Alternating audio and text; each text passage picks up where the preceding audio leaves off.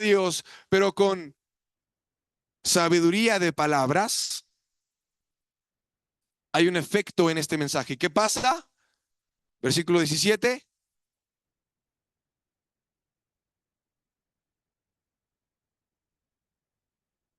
La cruz se hace vana. El mensaje del evangelio se hace vano. ¿Qué significa que se haga vano? Que no funciona. Entonces, ¿el mensaje funciona? Sí funciona, pero con una condición. Y ahorita lo vamos a ejemplificar más, a profundizar más. ¿Cuál es esa condición?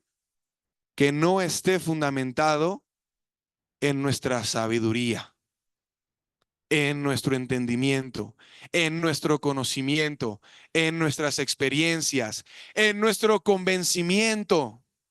Muchas veces queremos convencer a las personas de que están mal, ¿sí o no? Es que estás mal.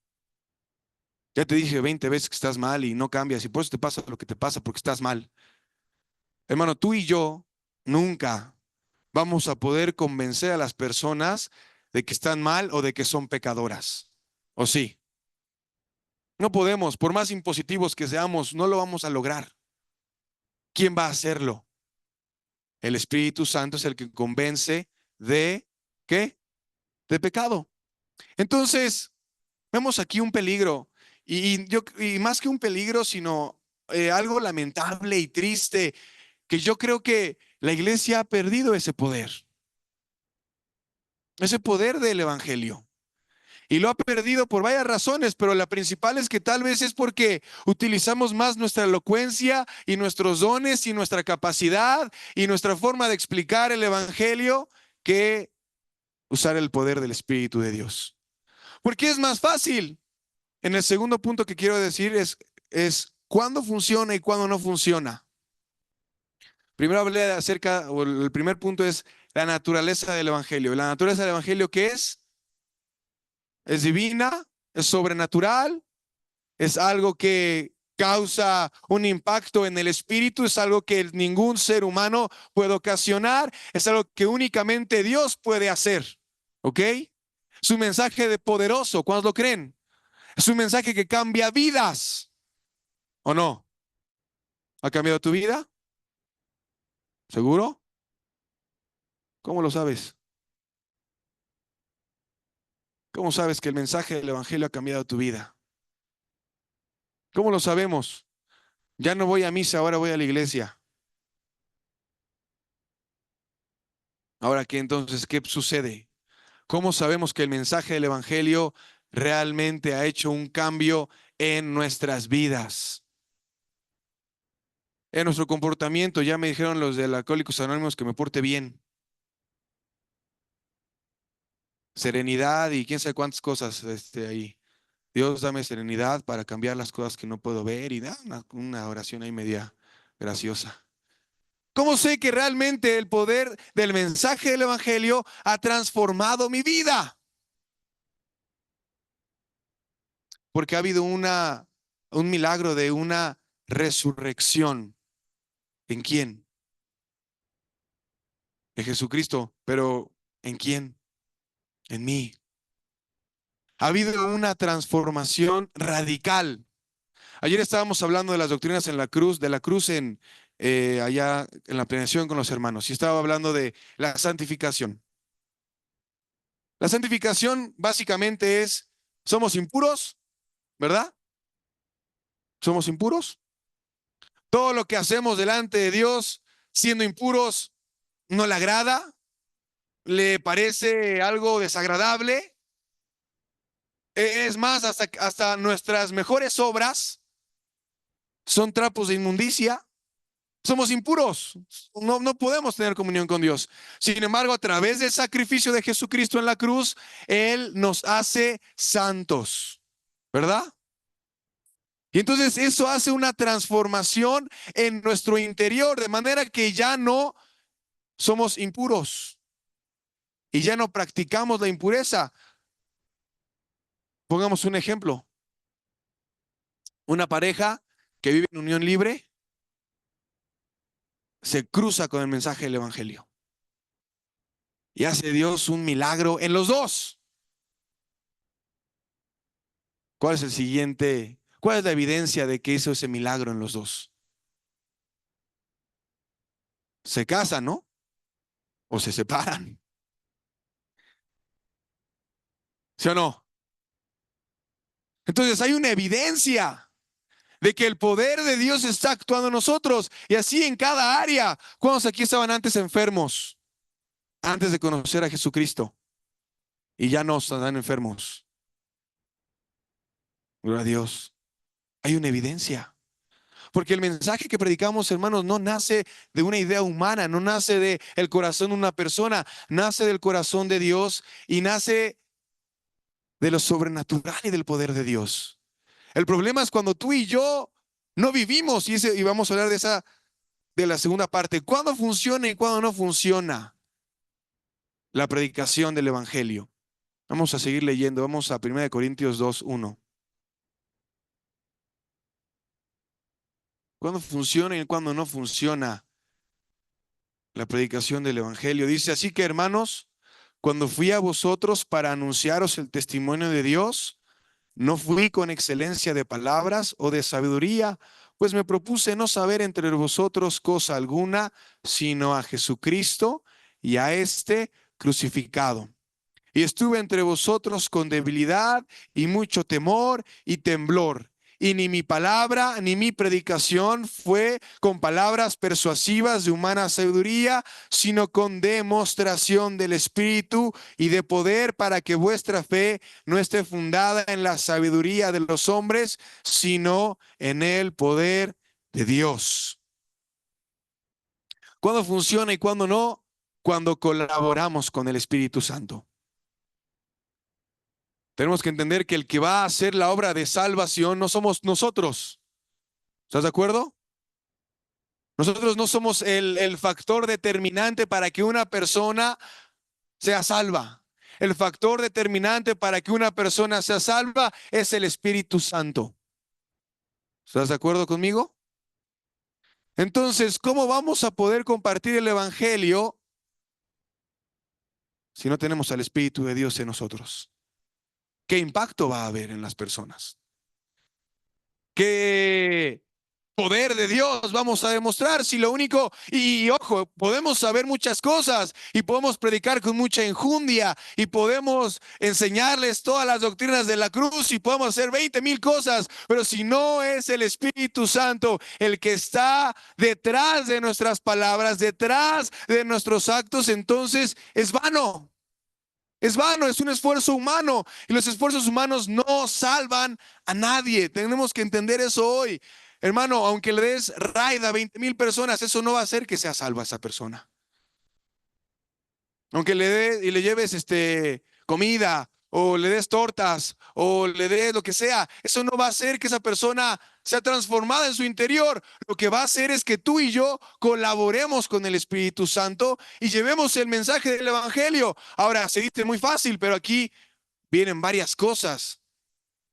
Y lo primero y lo más importante es que para que tú y yo podamos tener el Espíritu Santo en nosotros, aprendamos a tener esa relación con Él. Y para tener una relación con el Espíritu Santo necesitamos cada vez más morir a nuestra carne. No se llevan, no se caen bien, son enemigos. ¿Alguna vez has pensado en una persona para compartir el Evangelio y has dicho, híjole, es que va a estar bien difícil? ¿Sí lo has pensado? Y ya te diste cuenta que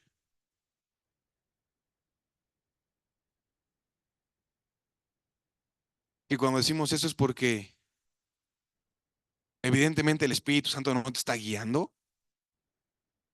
O sea, estás tratando de hacerlo tú. Y pues por eso va a ser bien difícil, ¿o no? Ay, no, es que esa persona es bien difícil. Pues sí, es bien difícil. Yo creo que de las personas más difíciles del Evangelio era Saulo, imagínate.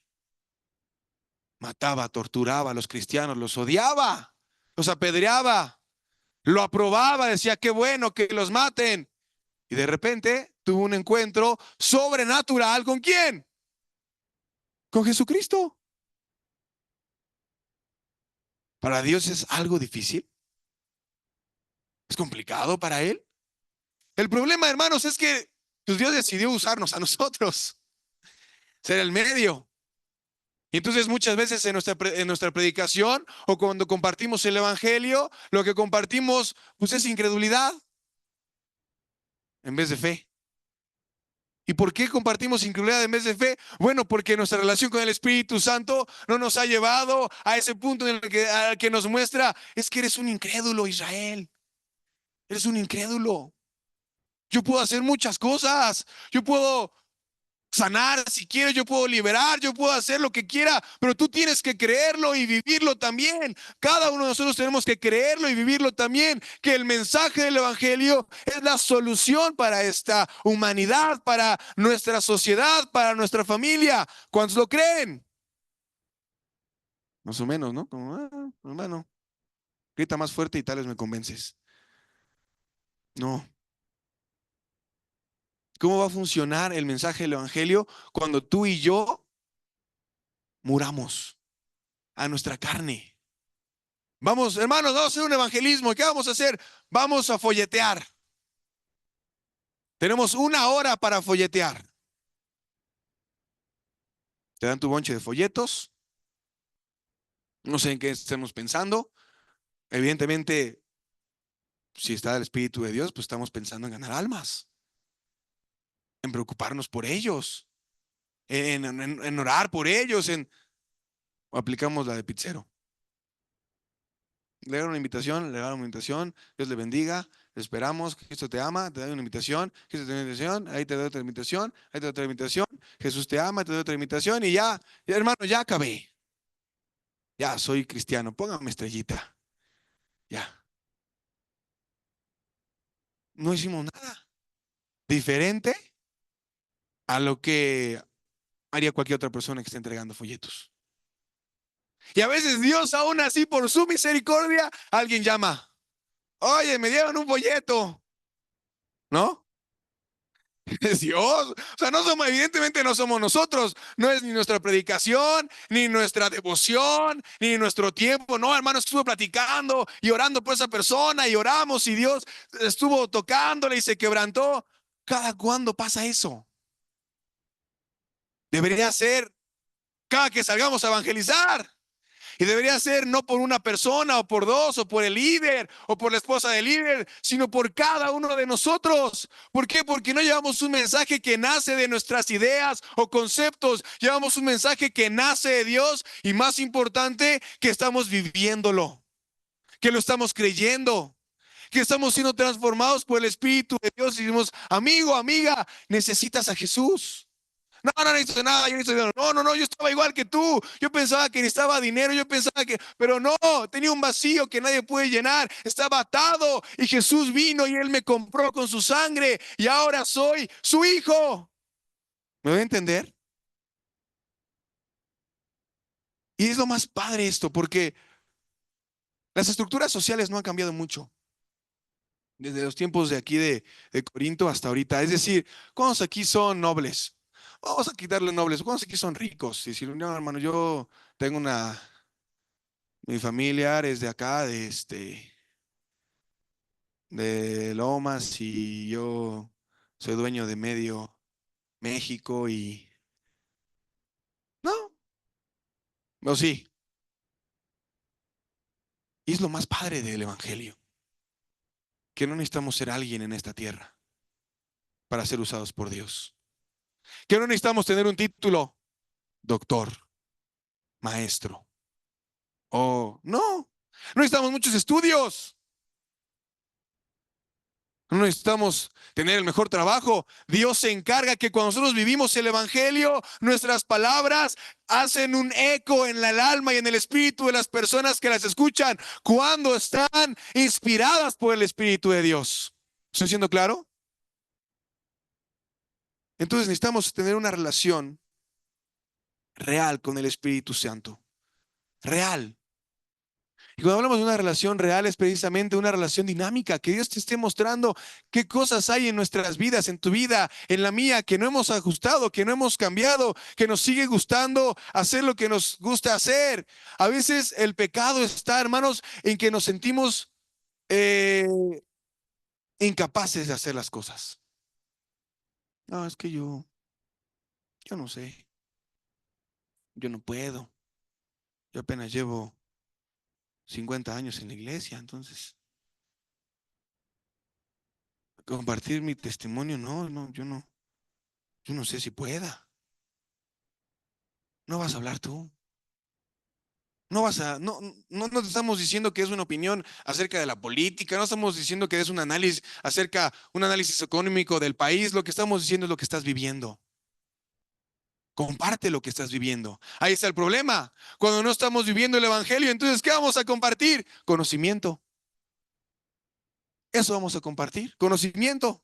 Oh, ¿qué crees, amigo? No, sí, porque mira, y luego en este versículo y en el otro, y llenamos a la gente de conocimiento, ¿y qué crees? Pues se quedan con conocimiento y ya. Se van a su casa, dicen, tuve una buena plática con un cristiano, pues sí, ya, ¿verdad? Y ya, se olvidan. Pero cuando estamos viviendo una vida real, inspirada por el Espíritu Santo, que nos lleva a orar más, que nos lleva a leer más, que nos lleva a santificarnos más, que nos lleva a congregarnos, que nos lleva a buscar su presencia, que empieza a nosotros desarrollar un hambre, que decimos, quiero conocer del Evangelio, quiero conocer de Jesucristo, esa dinámica con el Espíritu Santo. Entonces, hermano, tenlo por seguro, Dios te puede usar. Dios te quiere usar. ¿Cuántos lo creen? Que cuando abramos nuestra boca en nuestro trabajo, con las personas que están a nuestro alrededor, sepan que hay algo diferente en nosotros, que vean en nosotros algo distinto, que vean gozo. ¿O no? ¿Cómo estás, vecino? Ya bien cansado, es que vengo de la iglesia y luego, hermano, termino bien tarde. Mañana tengo que levantar temprano y yo mejor no hubiera venido y luego está lloviendo y se me ponchó la llanta por caer en un hoyo y de la bici, de la moto, de lo que sea, me derrapé, la arena, no hay gozo. Y es evidente, en verdad es muy evidente cuando una persona no vive con gozo. Es muy evidente. Todo el tiempo se queja, todo el tiempo está lamentándose de su situación, todo el tiempo está... Y como o sea, como es algo que tenemos en nuestro corazón, dice, de la abundancia del corazón, abra la boca. Entonces, como estamos llenos de amargura y de resentimiento y de tristeza, pues lo hablamos. Por eso es evidente, porque lo hablamos y no estamos viviendo el gozo de la salvación. Por eso cuando inicié dije, ¿cómo están gozosos de ser hijos de Dios? O sea, en un momento en nuestras vidas, en tu vida y en la mía, éramos el objeto de ira de Dios. O sea, si Dios estaba enojado con alguien, era contigo o conmigo. Y gracias a Jesús, gracias a Él, ahora podemos decirle a Dios, Padre, Padre, Papá. Eso nos debe llenar de gozo, de gozo. Entonces, el mensaje del Evangelio, hermanos, debe de ir cargado de fe y de una vida congruente, inspirada por el Espíritu Santo. Vamos a la tercera parte, porque quiero que oremos. La tercera parte de la predicación del Evangelio es que tengamos una mentalidad de que va a haber oposición, para que eso genere carácter en nuestras vidas. Vamos a Hechos 18.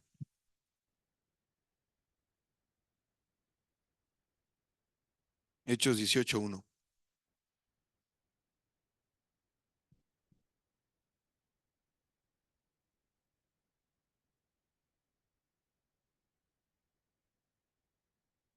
Dice, después de estas cosas, Pablo salió de Atenas y fue ¿a dónde? a Corinto, de donde estaba la iglesia ahorita que estamos diciendo. Y halló a un judío llamado Aquila, natural del Ponto, recién venido de Italia con Priscila, su mujer, por cuanto Claudio había mandado que todos los judíos saliesen de Roma. Y fue a ellos. Y como eran del mismo oficio, se quedó con ellos y trabajaban juntos, pues el oficio de ellos era hacer tiendas. Entonces, imaginémonos, viene Pablo después de estar en Atenas y de aventarse un discurso, una predicación padrísima al Dios no conocido, ¿se acuerdan? Veo ustedes, varones atenienses, que son muy religiosos en todo. Y hay un Dios, de ese Dios no conocido les vengo a hablar. Hermanos, venía con la sabiduría y con el poder de Dios. Dice, muchos griegos dijeron, ah, está loco, está chiflado. Y otros creyeron, ¿verdad? Y llega acá y de repente se encuentra con Aquila. ¿Cómo se le encontró? Pues en la chamba. Dice que se dedicaban a hacer casas.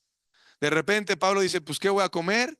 Como sabemos, Pablo, pues nunca vivió muy opulente. Yo digo, vivió muy opulente cuando estuvo de fariseo, pero después de que predicó el evangelio, como que no narra nunca que tenía mucha abundancia y siempre que llegaba allá, el pastor ya le tenía reservado su Airbnb, su hotel y no, pues llegaba a ver pues vamos a predicar el evangelio, a ver qué pasa, vamos pues a compartir de la palabra de Dios y entonces se encuentra con este hombre.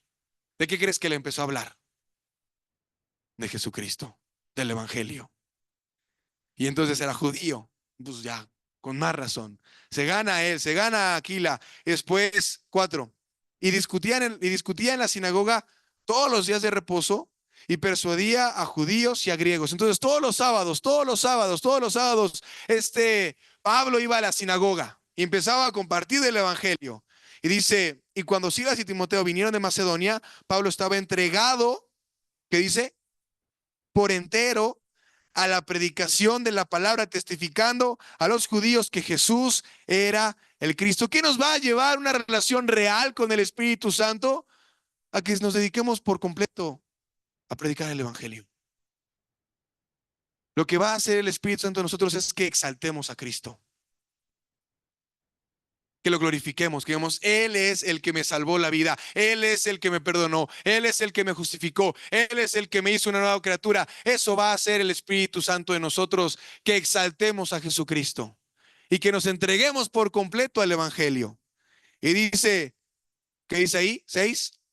Pero, oponiéndose y blasfemando estos, les dijo, sacudiendo los vestidos, vuestra sangre sea sobre su propia cabeza, yo limpio. Desde ahora me iré a los gentiles. Y saliendo de allí, se fue a la casa de uno llamado Justo, temeroso de Dios. Ahí hizo un grupo de casa, Justo dijo, pues vente aquí a mi casa a predicar, órale. En la cual estaba junto a la sinagoga. Estaba la sinagoga y al lado estaba la casa de Justo. Dice, pues si ya te corrieron de la sinagoga, pues vente aquí con nosotros, ¿verdad? Y Crispo, el principal de la sinagoga, el que estaba ahí al lado, creyó en el Señor con toda su casa y muchos de los corintios oyendo creían y eran bautizados. Entonces el Señor dijo a Pablo en visión de noche, no temas, sino habla y no calles, porque yo estoy contigo y ninguno pondrá sobre ti la mano para hacerte mal, porque yo tengo mucho pueblo en esta ciudad. Y se detuvo allí 1 año y 6 meses enseñando la palabra de Dios. Pero siendo Galión procónsul de Acaya, los judíos se levantaron de común acuerdo contra Pablo y le llevaron al tribunal diciendo, este persuade a los hombres a honrar a Dios contra la ley. Y al comenzar Pablo a hablar, Galión dijo a los judíos, si fuera algún agravio, algún crimen enorme, oh judíos, conforme a derecho yo os toleraría. Pero si son cuestiones de palabras y de nombres y de vuestra ley, vedlo vosotros, porque yo no quiero ser juez de esas cosas. Y los echó del tribunal. Entonces todos los griegos, apoderándose de Sóstenes, principal de la sinagoga, le golpeaban delante del tribunal, pero a Galión nada se le daba de ello. Vamos a dejarle ahí. Va a haber oposición. El mensaje del Evangelio es un mensaje que hace visible a las tinieblas, que expone a Satanás, que expone la gente que está endemoniada, que expone la gente que está atada, que expone a Satanás, vaya, y entonces pues Satanás no va a decir, ah, sí, no pasa nada, pues ya, ni modo, ya, híjole, perdí uno más, pues ya, no, él se va a oponer, se va a oponer. Y hermanos, cuando nosotros estemos compartiendo el Evangelio y estemos llevando el Evangelio y Dios esté obrando en nuestras vidas y nos esté respaldando y estemos viviendo de acuerdo al Espíritu Santo, y cuando todo vaya muy bien, ¿qué crees? Va a haber oposición. ¿No, mi hermano Asa? A ver, ese local, ya me cansé yo. Ya no pueden compartir aquí. Va a haber oposición. ¿Qué vamos a hacer? No, pues ya nada, ni modo. Pues, ¿qué hacemos, hermanos? Pues ya, yo digo que mejor. No. Nuestro compañerismo tenemos una personalidad en nuestro compañerismo de iglesias. Y ese es que peleamos por establecer el reino de Dios. Desarrollamos una actitud de guerra, de lucha, de aferrarse, de no decir, bueno, pues ya ni modo, no se pudo, se intentó, vámonos.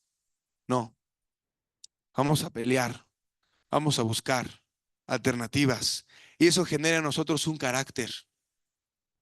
Y a veces ese es el problema, porque nosotros tal vez nos criaron que al primer obstáculo, ¿qué pasaba?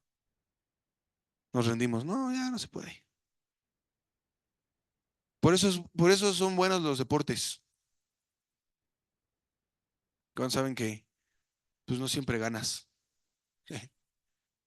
A veces te dan una paliza de 9-0. Ya no quiero jugar fútbol nunca más en mi vida. No, échale. Ya no quiero predicar el evangelio. Después que vemos en el siguiente, después de Corintios se va a Éfeso. No paraba, el apóstol Pablo no paraba, se va a Éfeso. Y en Éfeso otro alboroto, vamos a leerlo rápidamente. 19:24. Hubo por aquel tiempo un disturbio, no pequeño, dice Lucas, el que narra Hechos. Hubo por aquel tiempo, Hechos 19:23, un disturbio no pequeño acerca del camino, porque un platero llamado Demetrio, que hacía de plata templecillos de Diana, daba no poca ganancia, o sea, mucha ganancia a los artífices, a los cuales, reunidos con los obreros del mismo oficio, dijo, varones, sabéis que de este oficio obtenemos nuestra riqueza, pero veis y oís que este Pablo, no solamente en Éfeso, sino en casi toda Asia, ha apartado a muchas gentes con persuasión. Sabemos que no fue con persuasión, sino fue con qué?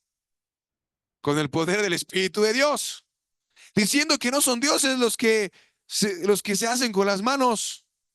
Y no solamente hay peligro de que nuestro negocio venga a desacreditarse, sino también que el templo de la gran Diana, de la gran diosa Diana, sea estimado en nada y comience a ser destruida la majestad de aquella a quien venera toda Asia y el mundo entero. Qué padre, ¿no? Qué padre que eso hace el Evangelio. Y ese es un reto para mí. Allá en el norte hay mucha gente que venera a los santos, son santeros, y a la muerte. Y mi responsabilidad, nuestra responsabilidad, es demostrarles que esos falsos dioses no pueden hacer nada por ellos. Que el único Dios vivo y verdadero se llama Jesucristo y Él es la respuesta a lo que ellos están buscando y necesitando. Oh, pero ¿qué crees?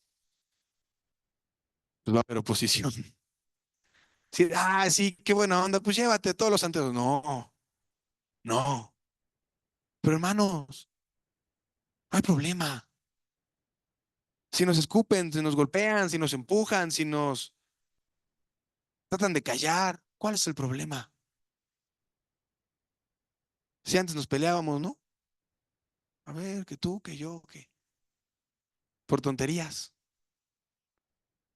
que ahora defendamos la causa más digna que existe en este planeta, que es que el reino de Dios ha descendido, Jesucristo ha descendido a salvarnos a todos los que creen en Él. Y tú y yo somos parte de eso. Y tú y yo podemos ser la diferencia en muchas personas y necesitamos, hermanos, levantarnos y proclamar el mensaje del Evangelio. Necesitamos al Espíritu Santo. Necesitamos de dejar de poner los ojos en nosotros mismos, en nuestras vidas, en nuestras condiciones, en nuestros problemas, en nuestras necesidades y poner nuestros ojos en el reino de Dios y decir, Señor, heme aquí, yo quiero predicar tu palabra. Úsame, úsame. Pero voy a ir a predicar tu palabra, dice aquí el apóstol Pablo, con debilidad, con temor y con mucho temblor, porque yo no soy el que hace las cosas, porque yo no soy el que cambia nada. Ni tú ni yo somos. El único que hace la diferencia es Jesucristo. Y Él busca hombres y mujeres que sepan esa verdad y que no se jacten. Como decía, para que nadie se jacte de su propia presencia, sino que, como dice la palabra de Dios, el que se gloría, gloríese en el Señor, nada más, nada más. Hermanos, yo creo que el Evangelio es la solución. Pero necesitamos que el Espíritu Santo nos transforme, nos cambie. Necesitamos ser obedientes a lo que Él nos dice. Y si Él nos dice, dedícate por completo al Evangelio, y entre comillas, ¿no? Porque tenemos que trabajar y hacer un montón de cosas, pero lo que voy es, tomamos un reto. La otra vez decía el hermano Asael, que lleves a un invitado a las conferencias. No está diciéndole, no está diciendo nada más, solamente lleva a una persona a las conferencias. Claro, de las greñas y mételo ahí. Persuádelo si quieres.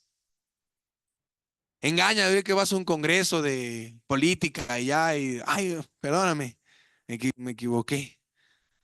No, no es eso. Si tomamos un reto, decir, yo quiero compartir el Evangelio y que Dios use mi vida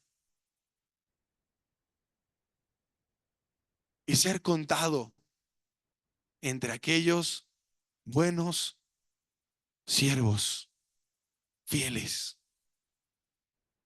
que Dios agrade de mi vida, que Dios cuando me vea diga, este es mi hijo y que nos use. Hermano, ¿lo crees? ¿Sí lo crees? Vamos a ponernos de pie y vamos a orar.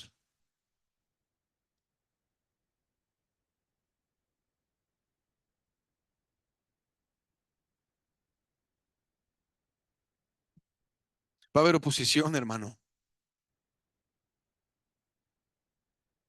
Va a haber oposición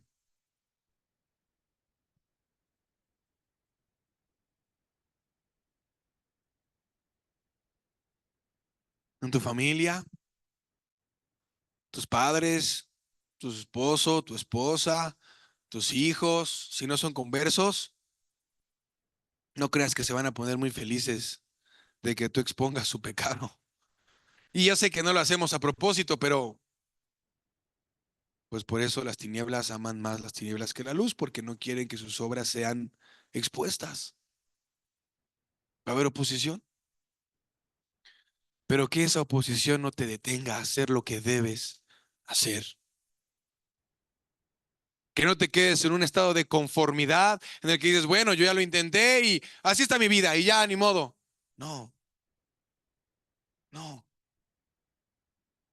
Que levantemos nuestra voz, nuestra bandera.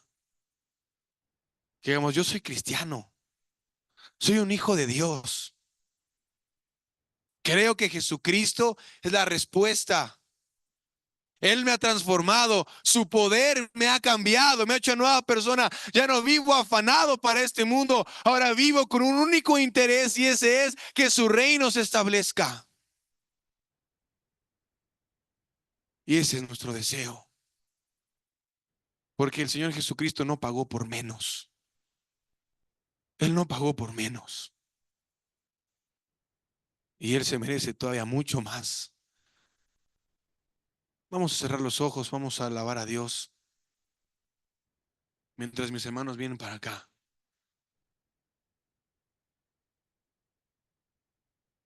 Yo quiero